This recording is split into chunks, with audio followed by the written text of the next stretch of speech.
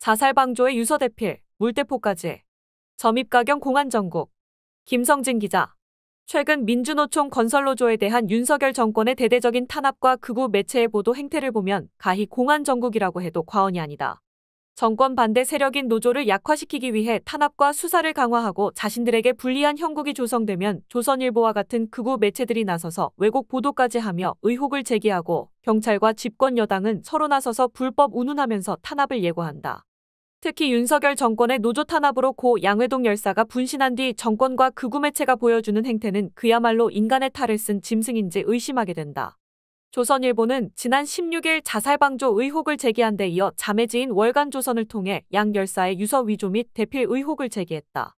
월간조선은 18일자 기사에서 양회동 씨 유서 3장 중 1장은 글씨체가 다른 것으로 파악됐다며 굳이 필적 감정을 하지 않고도 알아볼 수 있을 만큼 확연히 차이가 났다고 보도했다.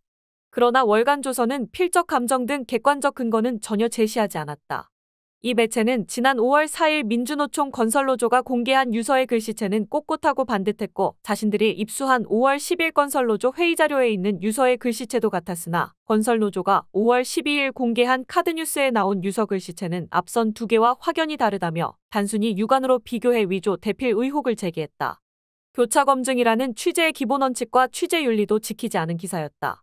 건설노조는 월간조선 보도에 즉각 반발했다. 이들은 보도가 나온 18일 밤 성명을 내고 열사의 생전 활동 수첩을 가지고 있다. 조선이 반박할 수 없는 상세한 자료가 이미 준비돼 있다며 의혹이라는 이름의 악의적 왜곡 선동에 대한 책임을 반드시 묻겠다고 밝혔다. 건설노조에 따르면 변호인단은 유서와 수첩 등에 대한 필적 감정을 의뢰한 상태다. 노조 관계자는 통화에서 양 열사가 직접 쓴 것은 자명한 사실이라고 밝혔다.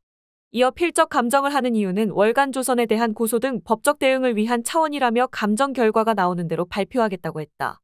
월간조선 보도에 앞서 조선일보는 자살방조 의혹을 제기해 파문을 일으켰다. 조선일보는 지난 16일 건설노조 강원지부 홍모부지부장이 분신 당시 가만히 선 채로 양 씨를 지켜봤다며 자살을 방조한 것처럼 보도했다. 그러나 이는 사실이 아니다. 취재를 종합하면 홍 부지부장은 양 열사의 분신을 적극 만류했을 뿐 아니라 설득할 수 있는 다른 동료와 통화를 권하는 등 구명 노력을 했다. 당시 현장에 있던 YTN 강릉지국 소속 기자들도 경찰에서 홍 부지부장이 분신을 말렸다고 진술하고 있다. 그러나 조선일보는 음성도 녹음되지 않는 폐쇄회로 CCTV 장면을 취사 선택하고 자의적으로 해석해 홍 부지부장이 분신이 시작된 뒤로도 약 10초 동안 휴대전화만 들여다보며 양 씨로부터 멀어지는 쪽으로 걸어간 뒤에야 비로소 몸을 돌려 양 씨 쪽을 바라보고는 두 무릎을 굽히는 등 안타까워하는 것처럼 보이는 몸동작을 보였다며 극단적 선택을 고의로 내버려둔 것처럼 묘사했다. 또 목격자 증언을 인용해 홍 부지부장이 떨어져서 멀리 갔다가 조금 뒤부터 갑자기 오열하기 시작했다고 썼다. 악의적인 왜곡으로밖에 볼 수 없다. 아울러 조선일보 보도에는 수사기관의 조력 없이 쓰기 힘든 내용들이 있어 정권 차원에서 조작한 것 아니냐는 의혹이 제기된다. 해당 기사에는 독자 제공으로 출처를 밝힌 여러 장의 CCTV 사진을 보여주고 있다. 사진의 출처는 춘천지방검찰청 강릉지청 종합민원실 건물 외부를 촬영하는 CCTV로 추정된다. 경찰이나 검찰 내부자가 영상을 유출했을 가능성이 강하게 의심된다. 또 해당 기사는 흐릿한 CCTV 사진에서 인물들과 인화물질 등을 정확히 구분하고 있다. 참고인 조사와 블랙박스 조사 등을 한 경찰이 아니면 알기 어려운 부분이다. 이러한 상황에서 주무부처 책임자인 원희룡 국토교통부 장관은 동료의 죽음을 투쟁의 동력으로 이용하려 했던 것은 아닌지 의문이 들지 않을 수 없다며 아니면 말고식의 분신 배후설을 제기했다. 신전대협이라는 극우단체는 이에 맞춰 목격자인 홍 부지부장을 자살방조죄 혐의로 서울중앙지방검찰청에 고발했다. 하나, 조선일보 등 극우 매체가 의혹을 제기하면 둘, 정부가 동조하고 셋, 극우단체가 고소해서 넷, 수사기관이 수사를 하는 정권 맞춤형 공안몰이의 전형이다. 나아가 조선일보는 건설노조의 1박 2일 집회가 합법적으로 이뤄졌음에도 현행법을 피한 꼼수라고 비판했다. 또 인도에서 노숙하며 술판도 벌였다. 일부는 덕수궁 돌담길 등에 방류하기도 했다 등 원색적인 비난을 하며 노조를 불법적이고 부도덕한 존재로만 몰았다.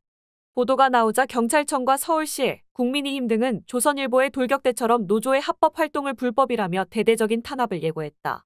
윤익은 경찰청장은 18일 언론 브리핑에서 민주노총 건설노조 집회에 대해 위원장 등 집행부 5명에 대해 25일까지 출석하도록 요구했다며 출석 불응 시 체포영장을 발부받아 검거에 나서겠다고 했다.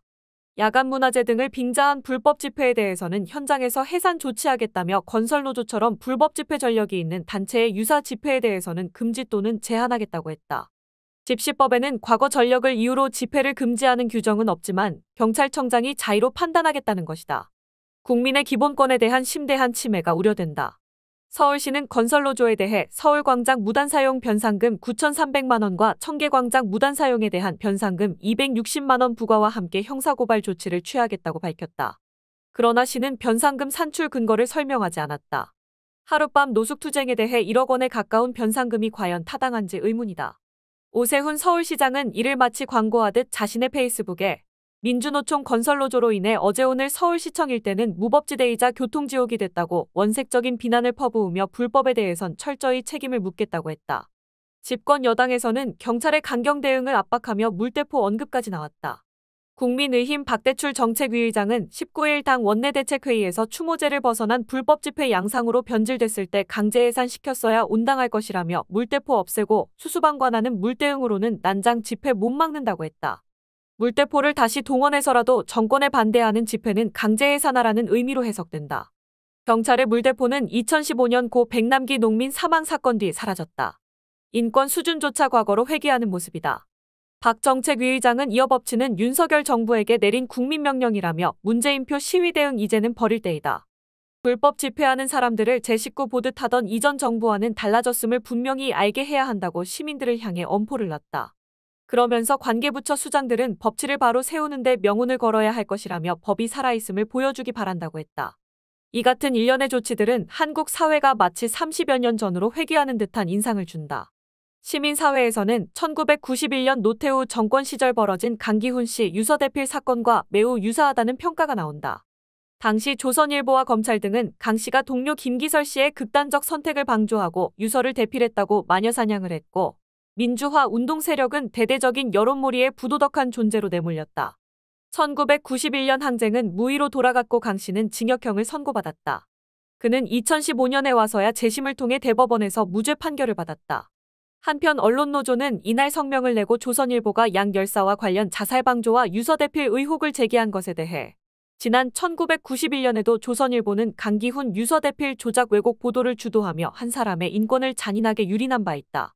수십 년이 지나 무죄로 결론난 뒤에도 제대로 된 사과 한마디 하지 않고 있다면서 아무런 객관적 근거나 물증도 없이 혐오를 조장하는 조선일보 집단의 행위를 저널리즘 원칙에서 일탈한 반언론 행위로 규정하며 기사 삭제와 공식적인 대국민 사과를 엄중히 요구한다고 밝혔다.